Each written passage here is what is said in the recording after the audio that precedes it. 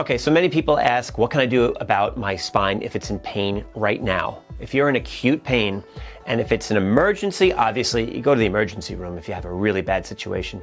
But if you have spine pain and you're just wondering, what can I do right now? I can't get into the chiropractic office right now. A couple of good things, pretty simple. Most people know this stuff, but there's ice. You gotta use ice. And when you're using ice, you wanna use an ice pack. They have those gel packs. Use an ice pack, make sure you wrap it with a towel so it doesn't hurt your skin, but you want to put ice on the affected area, put it on for 20 minutes, and then take it off for the rest of the hour. Okay, don't over ice an area, because then you can also hurt yourself that way too. But ice for 20 minutes, take it off. People also ask me a lot about heat. Should I put heat on an area? Number one worst thing to do if you're in acute pain. Acute means you're in pain right now, the injury just happened. Usually use ice for the first 24 to 72 hours. And after that, they'll recommend using some heat. What you can do, when you're using heat, it's more for chronic illness or for chronic pain, chronic muscle tightness, or if you have chronic arthritis, heat is really good. You want to make sure you use moist heat.